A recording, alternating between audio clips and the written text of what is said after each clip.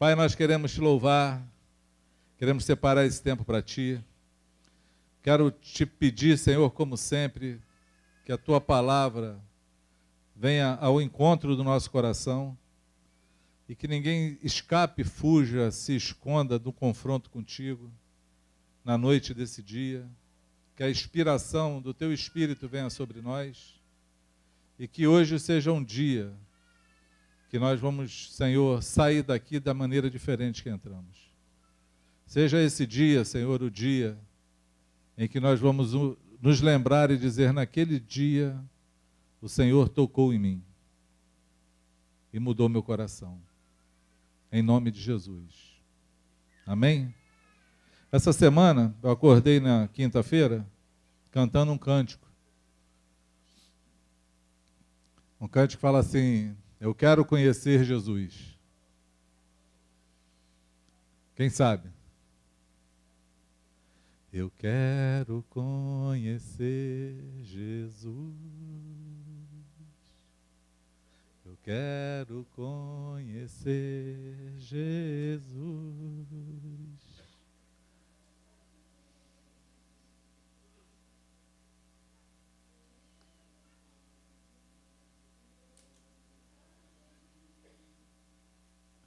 Tua humildade colocou jardim em mim.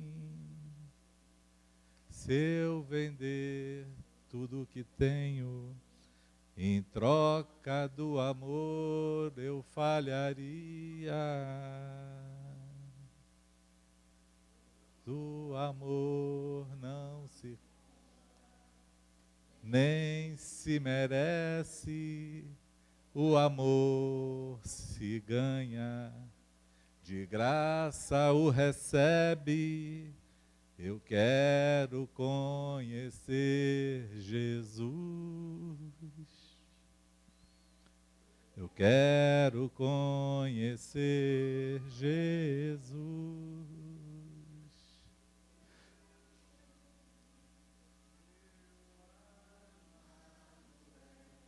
O mais belo entre milhares e milhares, meu amado é o mais belo entre milhares e milhares.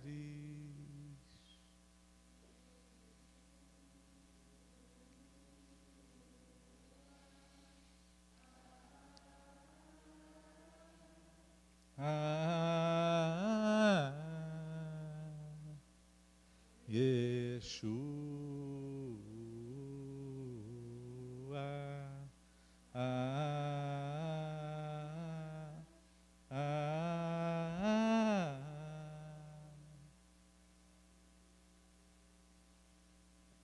Todo mundo conhece. Dei minha palhinha aqui, não forcei muito, porque não queria deixar os meninos do louvor constrangidos, que eu sou o cara cantando. Abre tua Bíblia, teu smartphone, teu tablet, tua mente, né? Tem alguém aí que tem o livro de Eli, né, na cabeça? Conhece tudo, já não precisa nem abrir o texto, já sabe o que é, né? Semana passada, eu falei sobre os discípulos do caminho de Emaús. Quem lembra?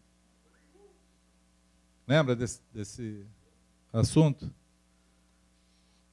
E passei a semana meditando sobre essa palavra. E aí eu amanheci ainda pensando nesse tema tão gostoso, daquela história dos discípulos no caminho de Emaús. Eu acho que Deus foi me dando continuidade do tema, continuando a falar comigo. E aí, vamos começar por aqui, Romanos 7. Romanos 7, 7. É capítulo 7, versículo 7. Não é 77, porque não tem Romanos 77 na Bíblia.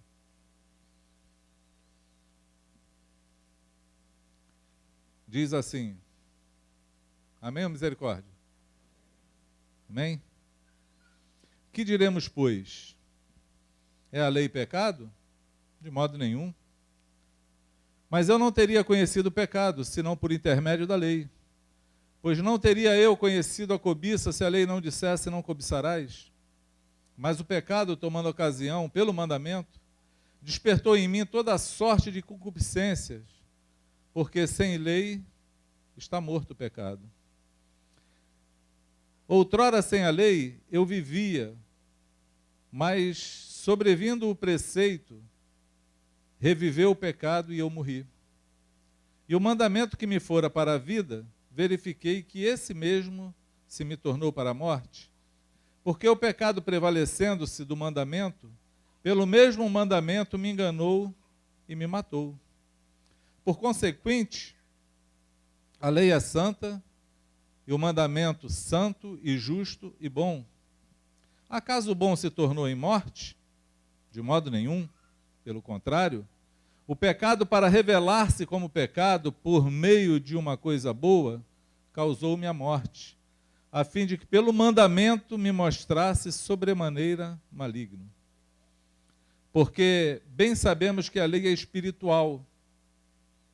Eu, todavia, sou carnal, vendido à escravidão do pecado. Porque nem mesmo compreendo o meu próprio modo de agir, pois não faço o que prefiro, e sim o que detesto. Ora, se o que não quero, consinto, se faço o que não quero, consinto com a lei, que é boa. Nesse caso, quem faz isso já não sou eu, mas o pecado que habita em mim. Porque eu sei que em mim, isto é, na minha carne, não habita bem nenhum, pois o querer o bem está em mim, porém não porém o efetuá-lo. Porque não faço o bem que prefiro, mas o mal que não quero, desse eu faço. Mas se eu faço o que não quero, já não sou eu quem o faz, e sim o pecado que habita em mim. Então, ao querer fazer o bem, encontro a lei de que o mal reside em mim. Porque no tocante ao homem interior, tenho prazer na lei de Deus. Mas vejo nos meus membros outra lei guerreando contra a lei da minha mente. Me faz prisioneiro da lei do pecado que está em meus membros. Desaventurado homem que eu sou, quem me livrará do corpo dessa morte? Graças a Deus por Jesus Cristo, nosso Senhor, de maneira que eu de mim mesmo, com a mente, sou escravo da lei de Deus, mas segundo a carne, da lei do pecado. Amém? Esse é o texto mais difícil de compreender da Bíblia. Eu acabo de ler e fica todo mundo olhando para mim pensando assim, e agora?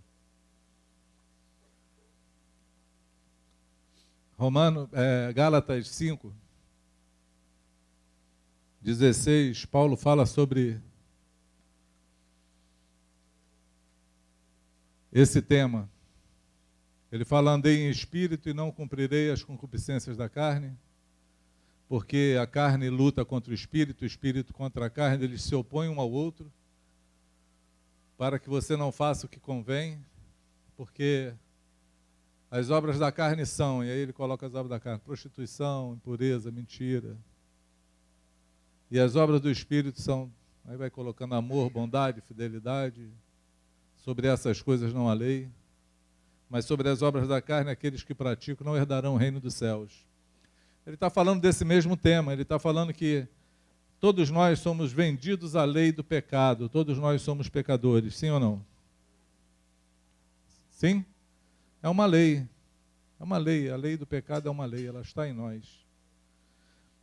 Mas Paulo vem fazendo esse contraponto, falando sobre o pecado e sobre a graça, falando sobre a escravidão, a palavra do Senhor, mas a escravidão do nosso corpo ao pecado, porque nenhum de nós vai um dia dizer que somos santos e agora a gente já está beliscando os anjos e pode ir para o céu, porque nós vamos lutar uma luta a cada dia, diariamente.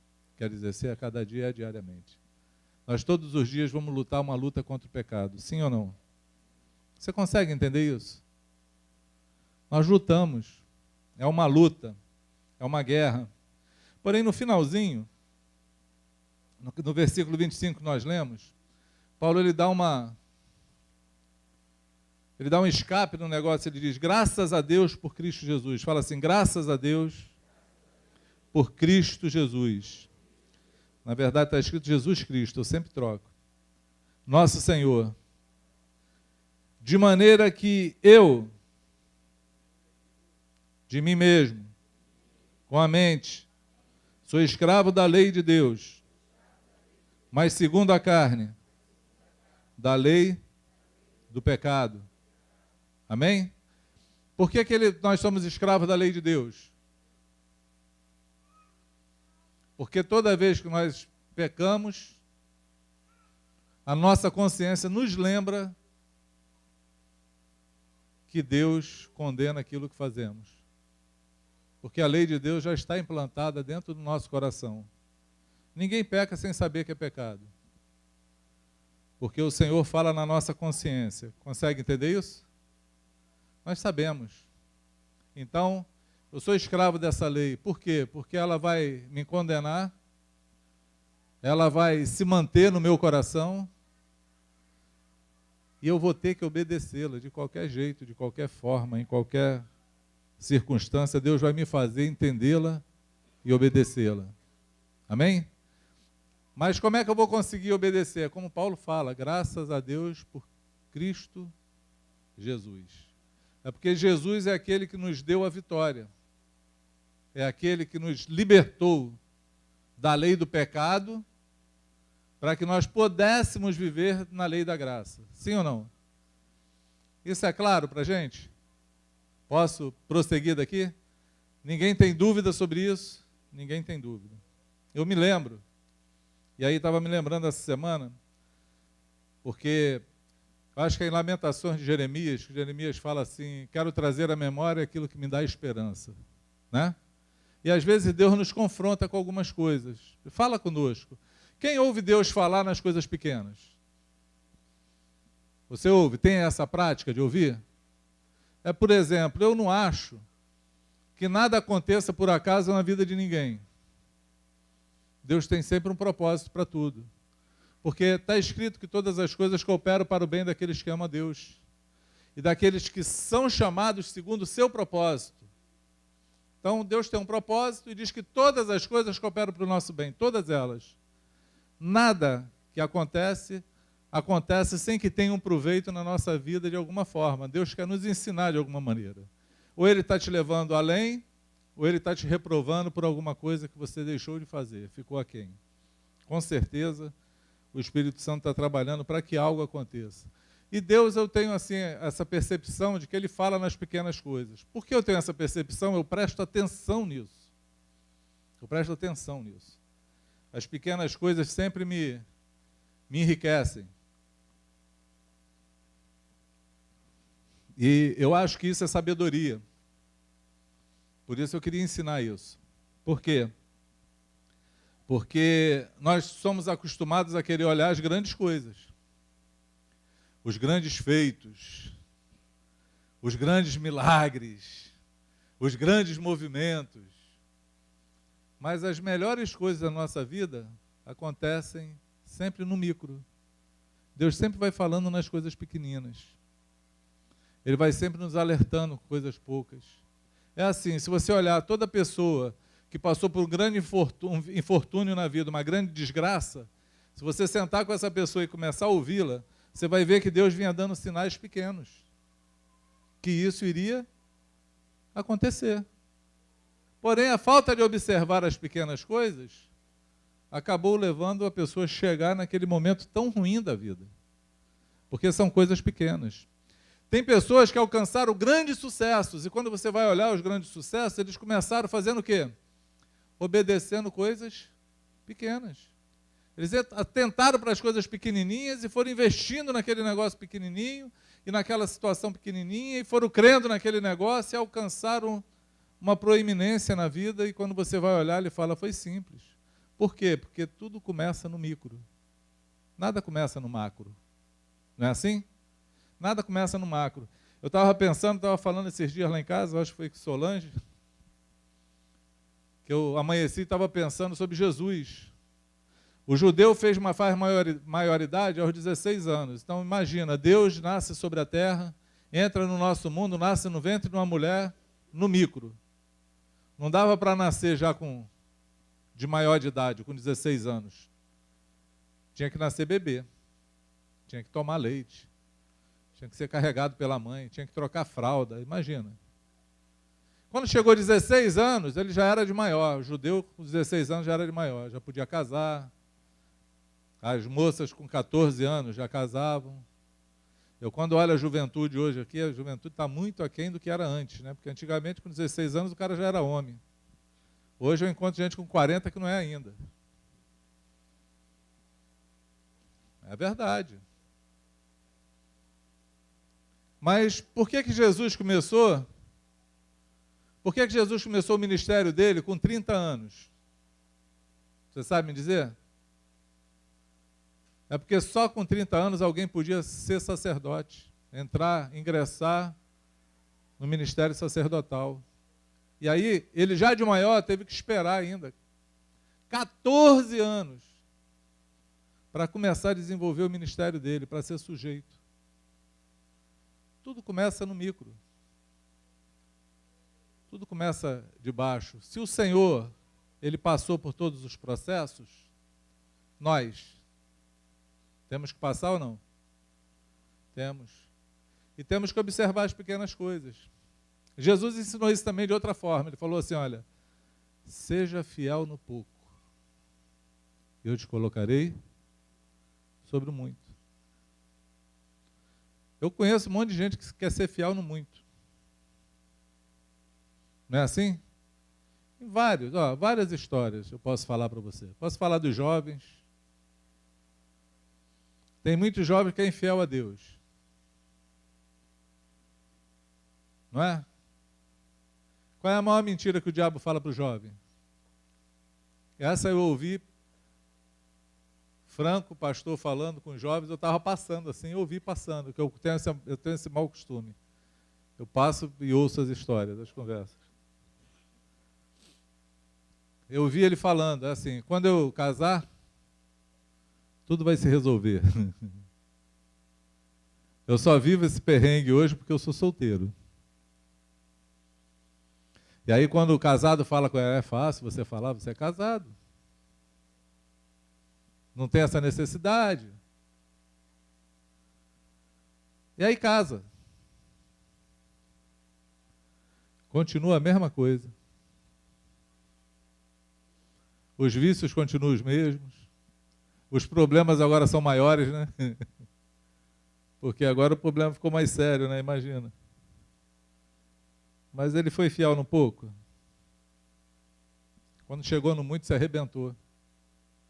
Porque tudo começa no micro. Consegue entender? Com essa percepção, eu lembrei de 3 coisas essa semana, reparti no grupo caseiro. E aí alcancei a 4ª, também no grupo. Um grupo de quinta-feira, chamado Corujão. Quando a galera aparece lá, é o grupo mais engraçado que eu tenho na vida. Ele começa às 8h30, não tem hora para acabar, porque tem irmãos que chegam 9, tem gente que só chega às 10h30, porque vai depois do trabalho. E tem dia que a gente sai de lá 2 horas da manhã, 3 horas, já saí de lá 3 horas da manhã. É um grupo punk rock. Mas muito bom. E aí eu estava lembrando de algumas pequenas coisas. Acordo de manhã chovendo. Presta atenção, look at me now. A história é boa. Lição 1, a história é boa. Acordo de manhã chovendo, saio de casa. Estou vindo para o compromisso. E aí, dentro do meu carro, paro no sinal, vejo uns 4 ou 5 garotos vestidos numa capa amarela, que eu não sei onde eles arrumaram, correndo e colocando balinha no retrovisor dos carros. Quem já viu essa cena? Aquela plaquinha assim, R$2. Na chuva. E aí eu paro para olhar assim e fico pensando. A primeira coisa que eu penso é na improbabilidade de alguém conseguir se sustentar vendendo balinha de R$2, colocando no retrovisor do carro, esperando uma alma caridosa baixar o vidro e comprar aquela bala. E o trabalho que dá para fazer isso, porque é uns 10 carros e volta correndo para tirar. É uns 10 carros, o sinal fecha. Deve ser um trabalho, eu, por exemplo, precisava dele, porque emagrecia. Deve ser punk fazer esse negócio. É ou não é? É algo que é desgastante. Agora, e na chuva? Na chuva é desafiador. Aí nesse dia eu parei assim, olhei e comecei a pensar e lembrar. Quantas vezes nós nos empenhamos ao máximo em fazer tudo aquilo que o Senhor dá na nossa mão para fazer? Tem uma palavra que fala assim, acho que é, se não for Eclesiastes, está em Provérbios, não me recordo agora.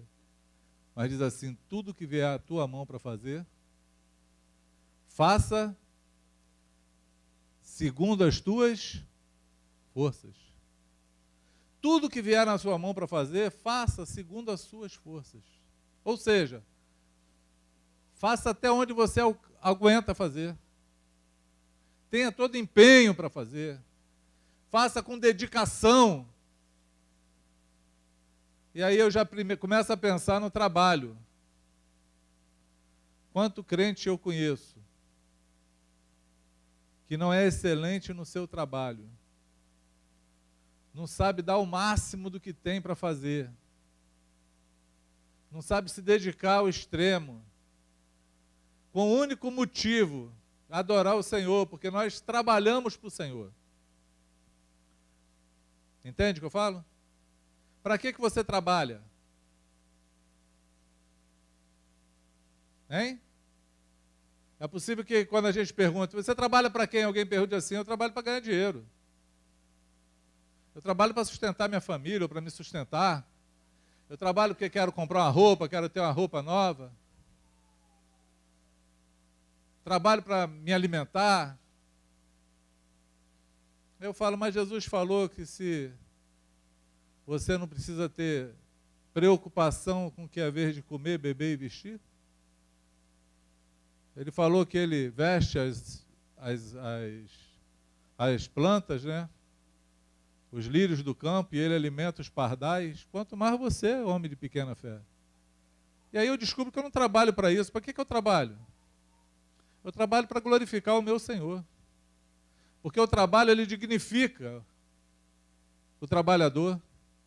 Aquilo que fazemos traz dignidade para nós, e é aquilo também que pode dar dignidade ao nosso Senhor, de agradar ao nosso Senhor, de louvar ao nosso Senhor, de ser melhor naquilo que fazemos, porque nós temos um patrão que é maior do que aquele que paga o nosso salário, é aquele que nos deu o emprego, é aquele que nos dá a vida, aqueles que nos sustenta. E aí como é que eu posso crer que exista alguém que tem um empenho menor do que aqueles garotos que vendem bala? Olha que coisa louca.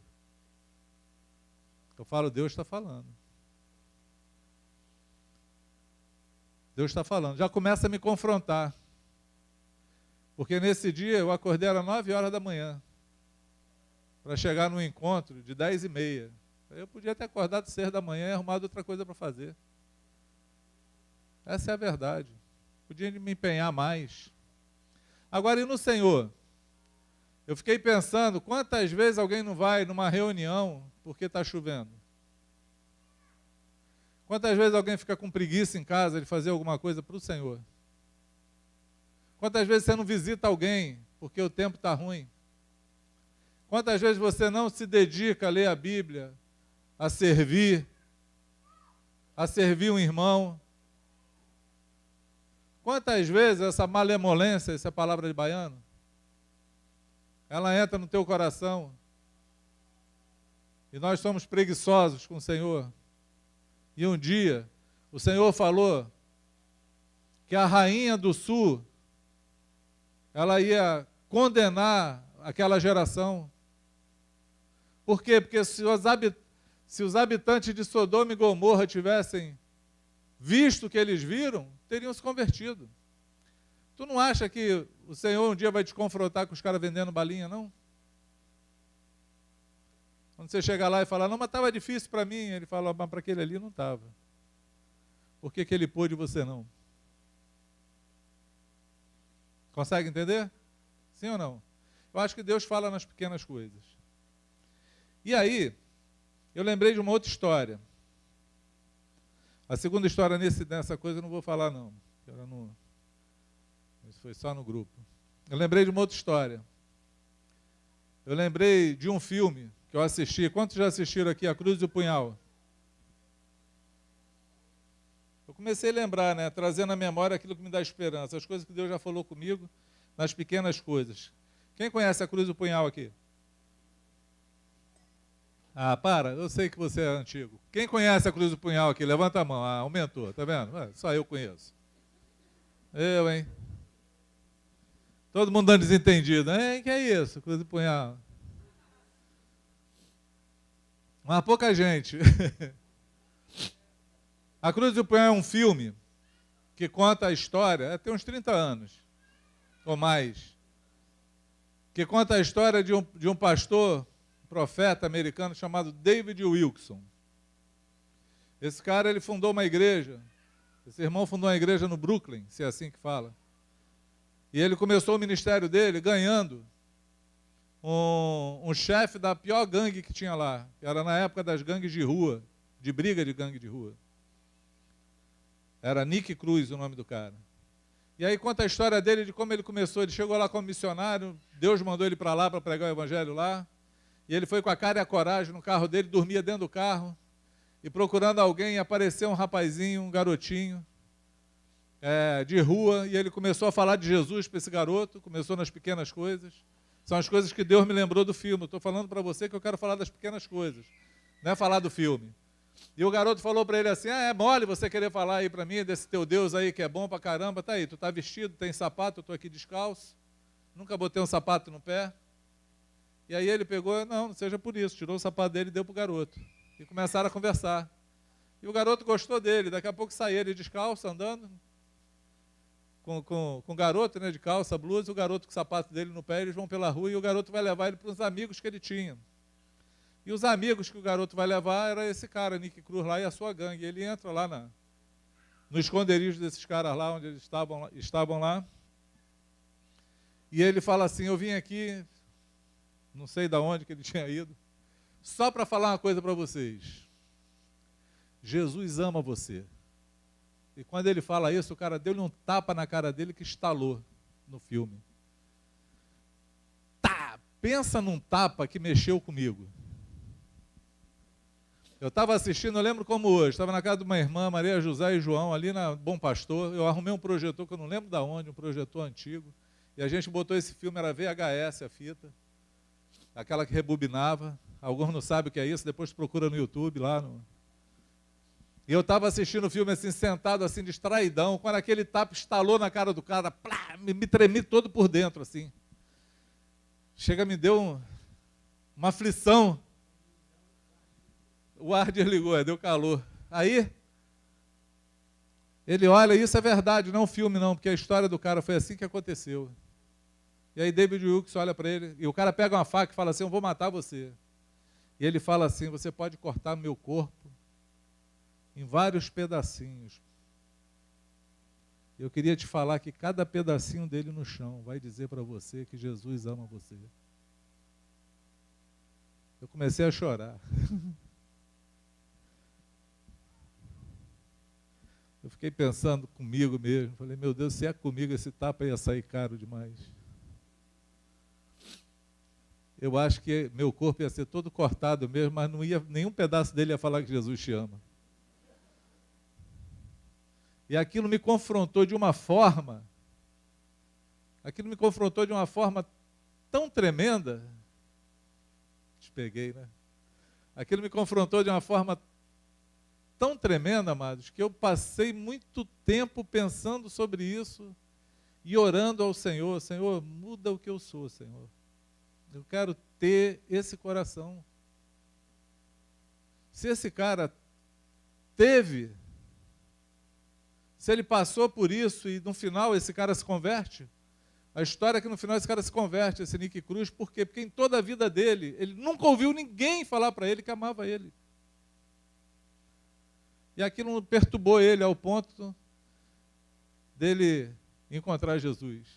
Uma palavra simples, Jesus, ele te ama, ele ama você.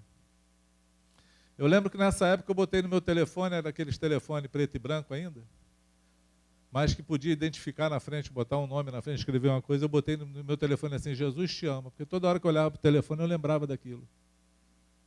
Eu falava, eu tenho que falar para alguém que Jesus te ama. Mexeu comigo. As pequenas coisas que transformam a gente. Porque Deus fala. Eu fiquei sacudido demais. Eu fiquei muito sacudido com aquilo. Muito impressionado com aquele tapa na cara e com aquela reação. Eu falei, tem alguma coisa que esse cara tem que eu não tenho, eu quero ter. Porque é possível. Quantos estão entendendo? Amém? Uma outra coisa que aconteceu na minha vida, que falou muito comigo, foi uma história que envolveu meu pai. Vou falar rapidinho para vocês.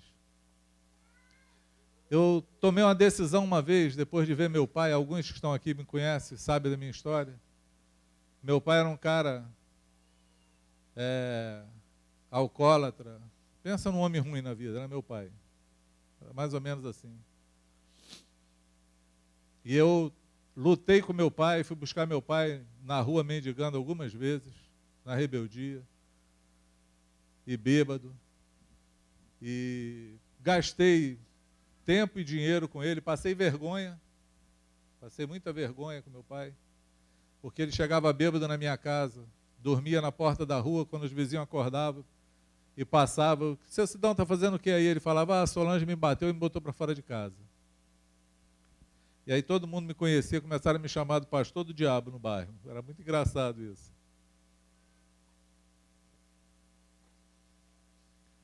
Deise, eu acho que lembra disso, né, Deise? Deise era minha vizinha. Era um sufoco. E meu pai tem uma filha e morava com uma mulher que se converteram antes dele e saiu de casa. Largaram ele porque sabia que estava em pecado. E aí ele começou a falar que eu estava namorando com a mulher dele e com a filha também. Porque elas saíram de casa e foram para minha casa, para me ajudar mais ainda. Então foi uma guerra travada com meu pai. Mas um dia eu desisti dele. Eu acho importante falar isso, porque de repente você está me ouvindo aqui e já desistiu de alguém. Eu desisti do meu pai. E eu chamei minha família e dei uma de crente. Falei com eles assim, juntei todo mundo e falei assim, queridos, vocês viram, são testemunha de tudo que eu fiz para meu pai até hoje. Ele não quer nada. Cansei. A Bíblia diz, Jesus falou para a gente andar 2 milhas. Eu já andei 5, 10. Não dá mais não. Por quê? Porque eu alugava uma casa, botava meu pai dentro, mobiliava a casa. E, bom, o velho está sossegado, vamos lá dando... E sempre perto da minha casa, onde eu arrumava os lugares para ele. Quando a gente procurava ele, estava os bebum tudo dentro de casa, os amigos dele, ele tinha sumido, vendido tudo que tinha em casa, trocado no botequim por bebida. E aí eu tinha que tirar os bêbados de dentro, pintar a casa, pagar a rescisão do contrato, devolver a casa e procurar ele no meio dos mendigos de novo na rua. Para fazer tudo de novo. Aí eu cansei. Pô, justo. Só que foi no final de ano que eu ia ministrar uma palavra chamada, eu dei um título sobre o Teatro da Cruz. Eu queria falar que Deus fez uma grande teatro ao mundo quando Jesus morreu na cruz. Para falar que o único poder que nós tínhamos era o poder de decidir. Deus crucificou Jesus no meio de 2 ladrões. Podia ser ele sozinho, podia ser 2 ladrões, podia ser 10. Ele podia estar na ponta direita ou da esquerda, mas ele estava no meio do campo, exatamente ali no meio. Só para que nós pudéssemos saber que, embora eles estavam na mesma condição, morrendo da mesma maneira, julgados pelo mesmo pelo mesmo tribunal, vivendo no mesmo mundo. Eles tinham uma opção a fazer. Um escolheu certo. Um decidiu olhar para Jesus, reconhecer que ele era rei, porque ele foi exatamente isso que ele falou. Ele falou: Senhor, quando tu entrar no teu reino, lembra-te de mim. Reconheceu que era pecador, falou assim: nós merecemos estar aqui, eu mereço estar aqui. Esse aí não fez nada. Reconheceu que ele era santo também. Encontrou salvação naquela hora, 44 do segundo tempo. Encontrou a salvação. O outro resolveu olhar para os problemas dele e acusar o Senhor. Tu não é poderoso, filho de Deus? Sai dessa furada e me tira daqui também. Um encontrou salvação e o outro não. Fez uma escolha, o poder da escolha. Todos nós temos o direito de escolher. Todos nós podemos escolher. Porém, temos que escolher certo. E aí, eu lembrei que Deus já tinha feito isso lá no Velho Testamento. E aí cara, onde é que está isso? Aí fui procurar, estava lá em Êxodo. Deus colocou os sacerdotes, um em cada monte, os levitas, e começou a proferir bênção e maldição. Não, está em Deuteronômio 27. E ele, um lado do monte proferia a bênção, outro lado proferia a maldição, o povo passava no meio e falava: assim seja. Isso é muito interessante saber, por quê? Porque nós achamos que quem colocou a maldição foi o diabo. O diabo é que trouxe a maldição para nós. Não foi não, amado. Foi Deus que colocou lá, ele explicou para a gente. Ele falou assim, ó: se você fizer isso, você vai ser maldito. Se você fizer isso, você vai ser bendito. E ele termina falando assim: eis que eu coloco diante de vocês hoje bênção e maldição. Espero que vocês escolham a bênção. Ó, poder da escolha. Quem escolhe? Nós. Nós escolhemos. Ninguém pode botar essa responsabilidade e falar que Deus escolheu assim, não. Deus, ele nos dá a escolha. Todos nós podemos escolher. E aí eu fui abrir lá Deuteronômio 27, comecei a ler as maldições, tá? E a primeira dizia assim: maldito aquele que fizer uma imagem de escultura e guardar no lugar oculto para adorar. E todo o povo dirá? E todo o povo dirá? Alega o pregador, gente. E aí a segunda maldição: maldito aquele que despreza seu pai e sua mãe.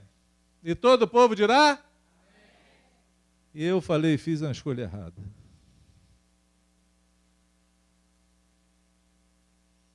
Quando eu li, eu falei, fiz uma escolha errada.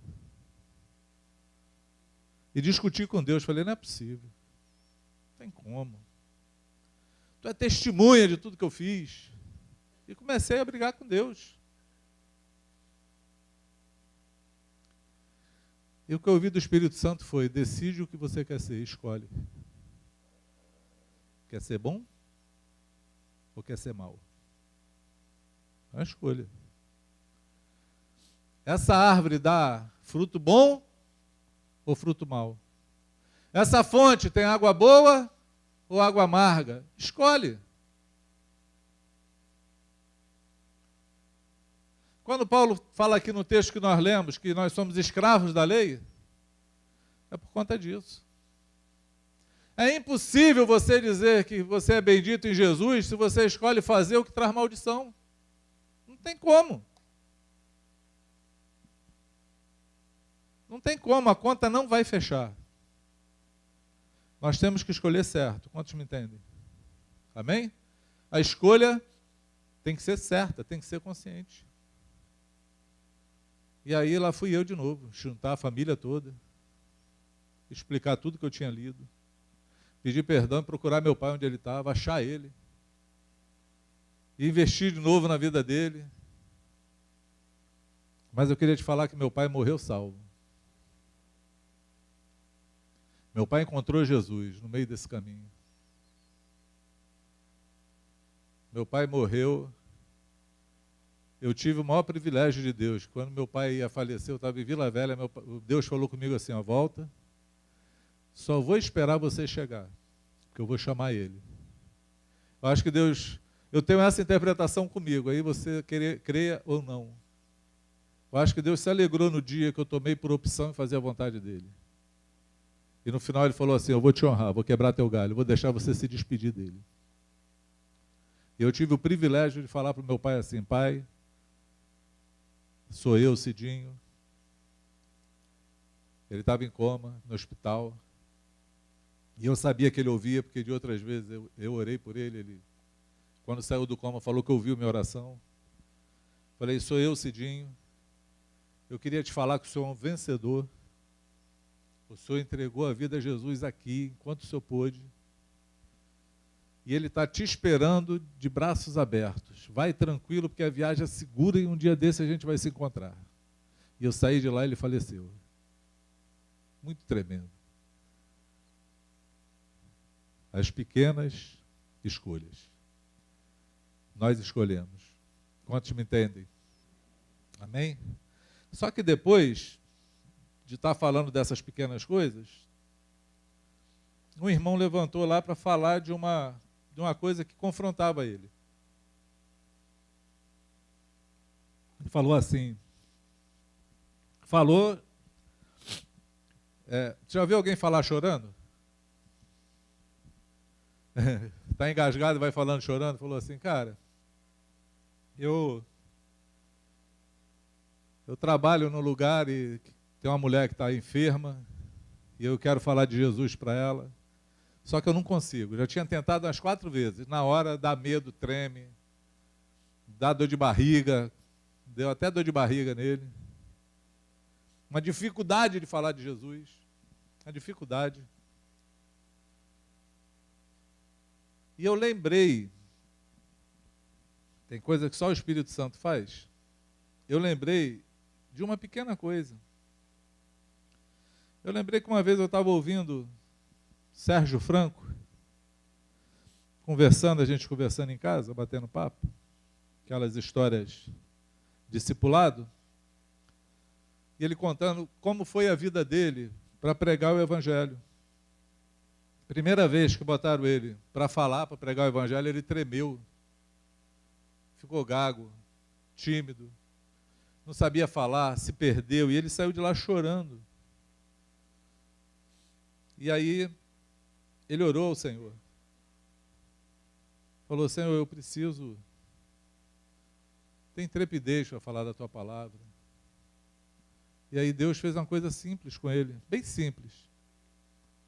Batizou ele no Espírito Santo.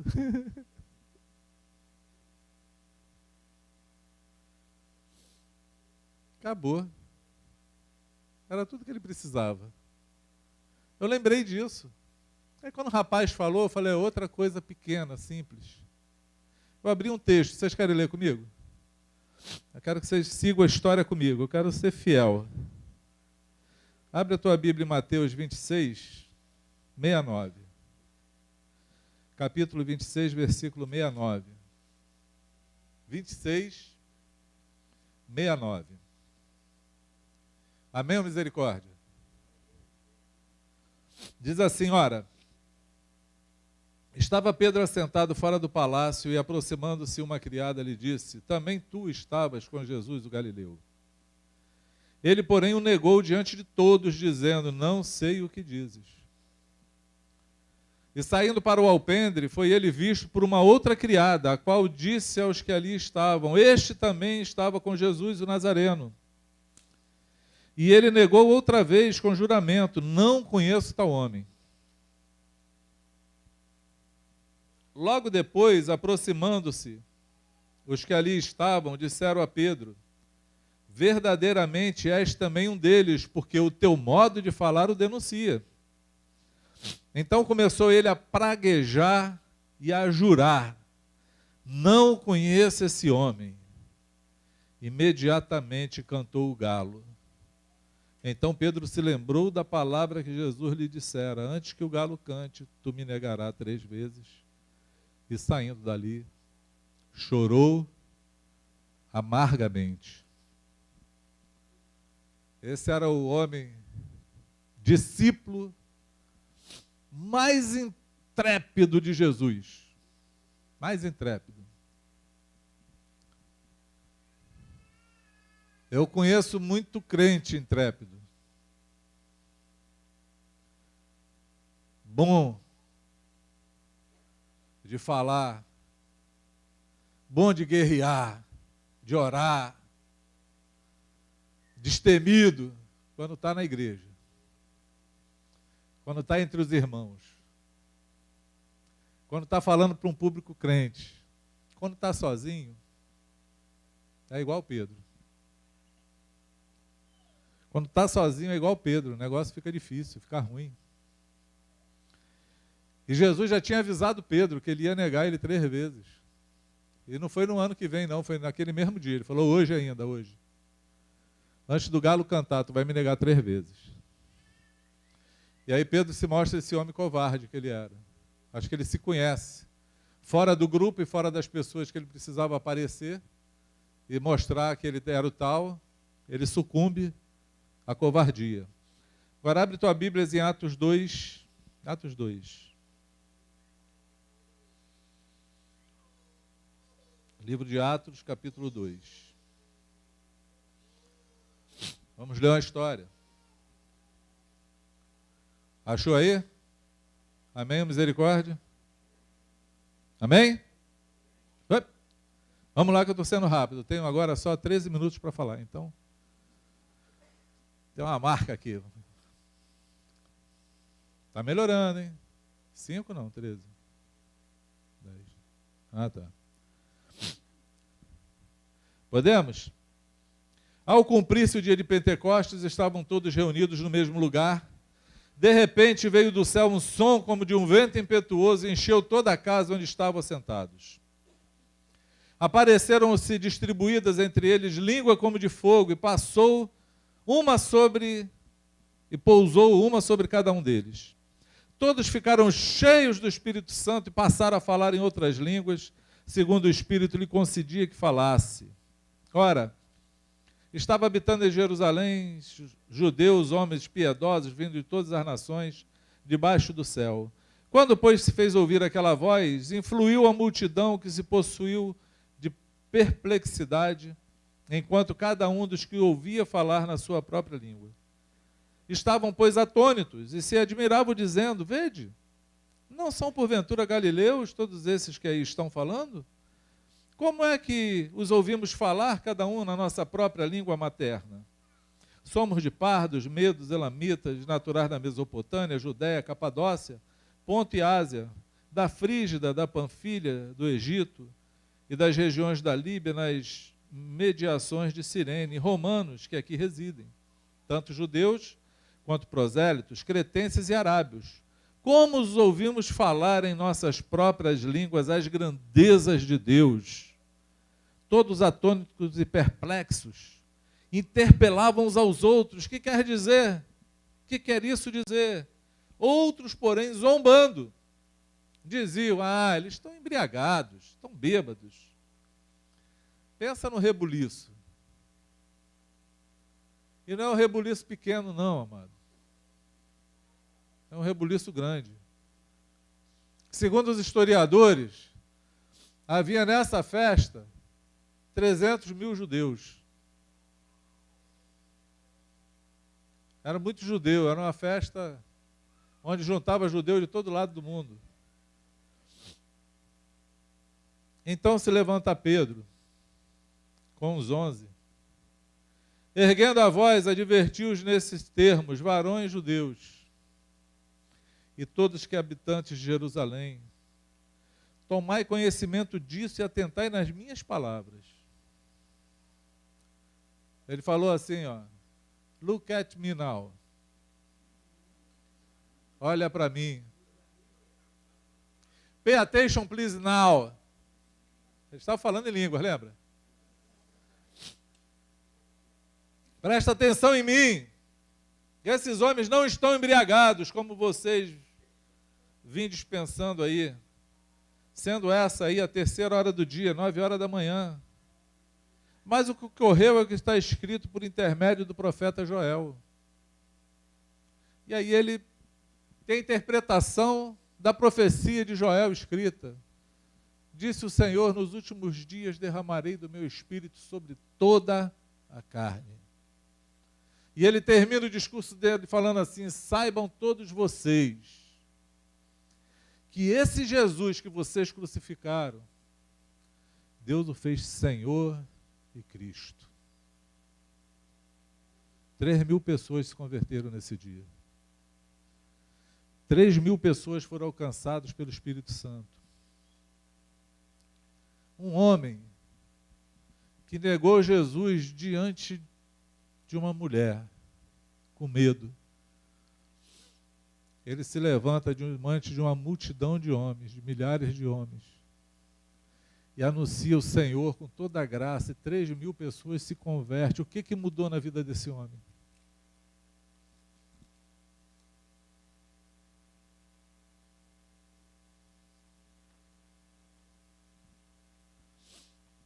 O que mudou na vida desse cara? O que transformou esse homem? O que fez ele deixar de ser um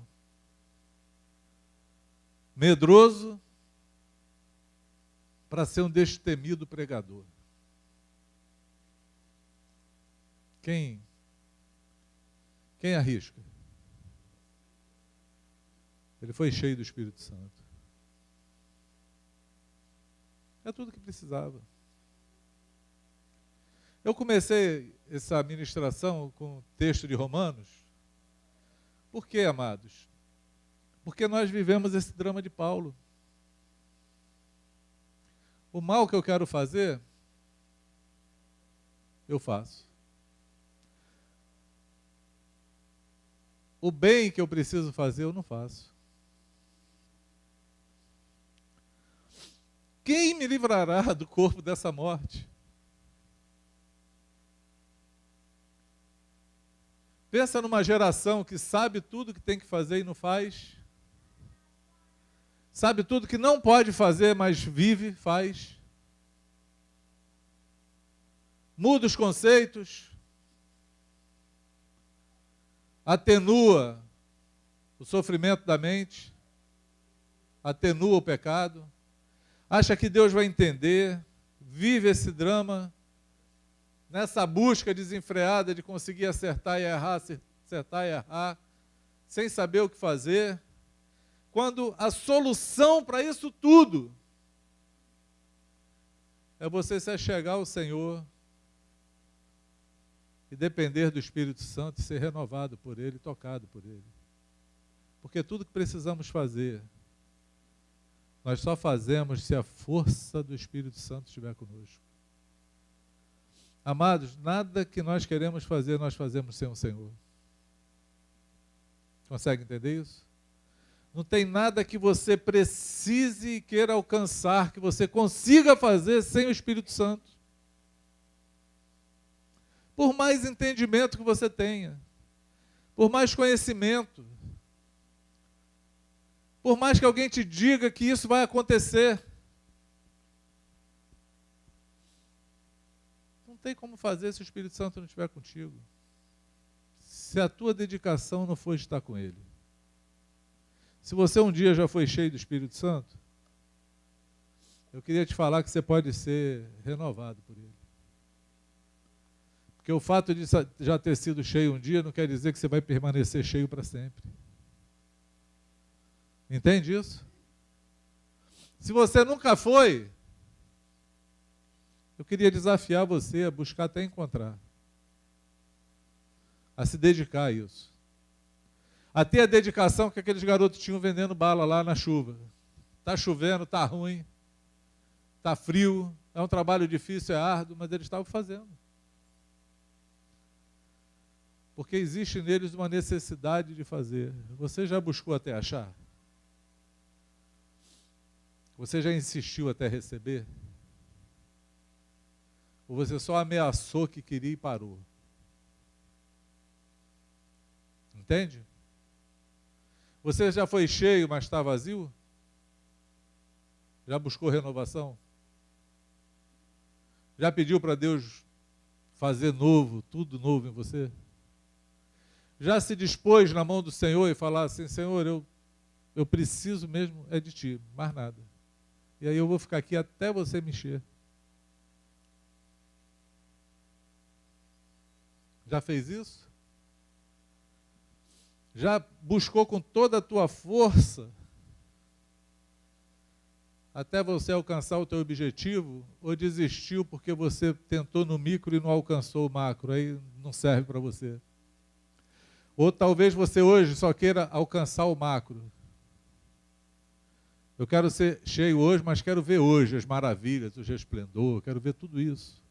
Eu queria te falar que você precisa de conhecimento bíblico para as coisas.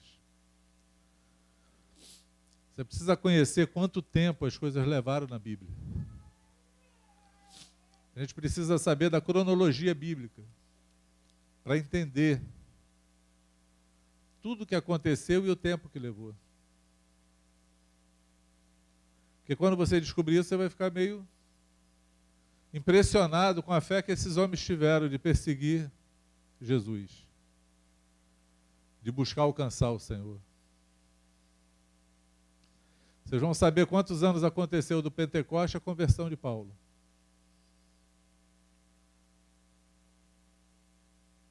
Quantos anos aconteceu de quando Paulo se converteu a ele ser enviado pelo Espírito Santo? Passaram anos. Dezenas de anos. Não foi do dia para a noite. Não é como a gente lê. O cara se converteu hoje, amanhã ele já está pregando lá em todo... Não é assim. Houve dedicação. Houve tempo dedicado. Conhecimento. Intimidade. Você tem andado esse caminho? Como tem sido a tua vida? Porque aquilo que nós queremos alcançar no Senhor, nós precisamos nos dedicar e querer. Precisamos ser desafiados. Precisamos dar sinais ao Senhor que queremos. Precisamos fazer as escolhas certas. Você tem escolhido na tua vida a bênção ou a maldição? É uma escolha. É uma escolha. Você tem vivido ofendido? Ou você tem apostado na graça, tem pago o mal com o bem?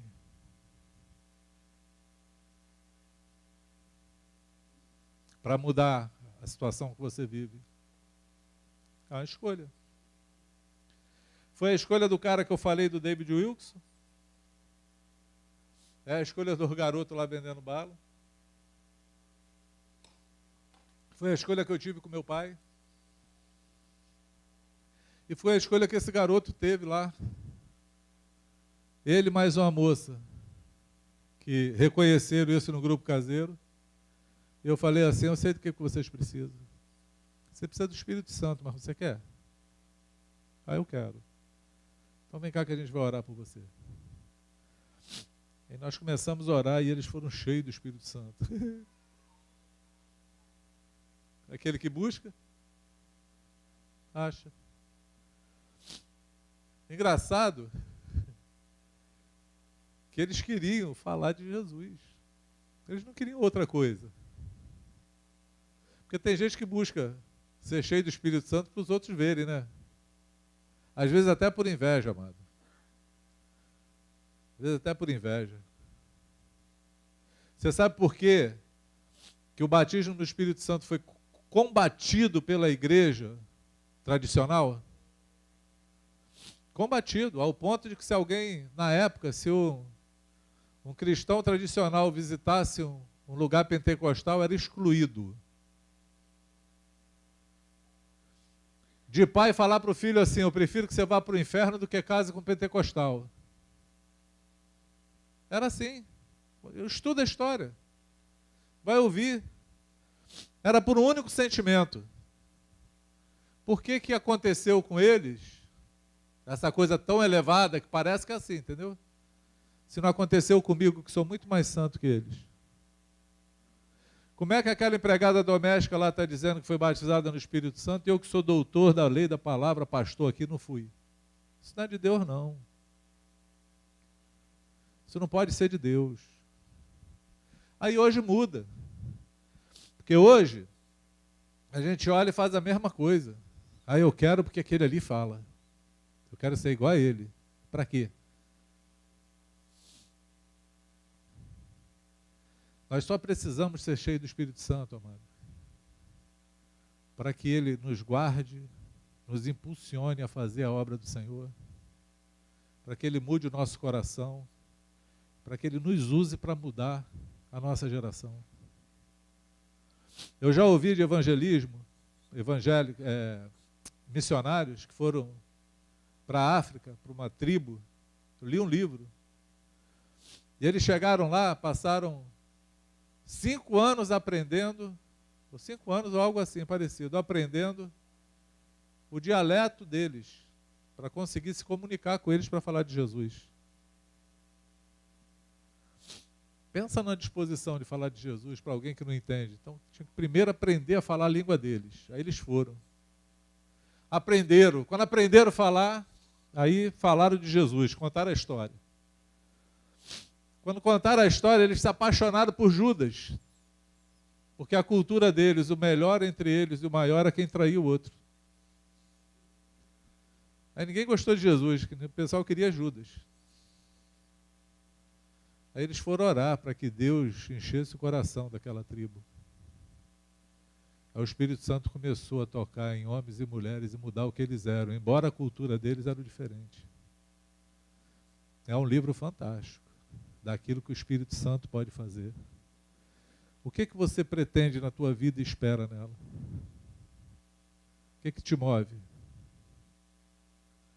Porque se for fazer a vontade do Senhor e conhecer o Senhor, se for ficar livre desses teus pecados, se for vencer as tuas guerras, só existe uma solução para você. Ser cheio do Espírito Santo. O único que transforma o homem é o Espírito Santo. O único que muda a nossa história é o Espírito Santo. O único que faz os covardes virarem valentes é o Espírito Santo. O único que faz homens naturais se tornarem cidadão do céu é o Espírito Santo. Só Ele que transforma. O único que faz homens assassinos, maus, se tornarem homens bons, amáveis, para dar a vida pelos outros, é o Espírito Santo. É Ele que transforma tudo. A questão é, você quer? Porque se você quiser, a gente vai orar por você hoje. Talvez não, com certeza, você chegou aqui com muitas necessidades no teu coração. E eu queria dar resposta para você, de tudo que você tem esperado no Senhor. Você precisa do Espírito Santo. Porque Ele que proporciona tudo. Ele que muda tudo, amado. Com certeza é Ele que muda tudo. Eu posso falar por mim. O dia que eu tive esse contato com o Espírito Santo, minha vida mudou. E eu era mais medroso do que Pedro. Eu nem entrava em hospital. Se eu sentisse cheiro do hospital, eu já desmaiava. Era uma vergonha. Já passava mal. Mas o Senhor me leva nos hospitais hoje para orar pelos enfermos. E sem desmaiar. Sem chegar lá e ficar com medo de nada. Porque Ele é comigo. Amém? Ainda que eu passe no vale da sombra da morte, não vou temer mal algum, porque Ele está comigo. Ele está comigo. Você precisa disso? Quem precisa disso? Porque se você precisa disso, eu queria orar aqui. Eu passei por essa experiência quinta-feira e eu quero vê-la aqui hoje também. Eu quero ver homens e mulheres aqui hoje, sendo renovados no Espírito Santo, sendo cheios do Espírito Santo, sendo tocados pelo Espírito Santo. Mas você tem que querer isso. Quem quer? Se você quiser, essa é a hora.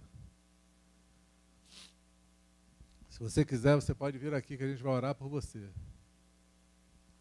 A gente vai invocar aqui o Senhor, impor as mãos sobre a tua vida.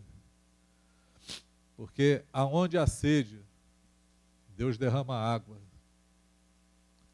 Aonde tem sede, Deus derrama água. Aonde existe alguém desejoso do Senhor, Ele se manifesta. Ele falou isso para Jeremias. Não, foi Lamentações também. Derramarei água sobre os sedentos. E darei o pão a quem tiver fome. Clama a mim e responder-te-ei. Coisas ocultas que você não conhece. Quem tem fome, ele derrama o pão, manda o pão. Quem tem sede, ele envia água. Quem clama a ele, ele traz resposta. Assim é o Senhor. É Ele que pode fazer. Amém?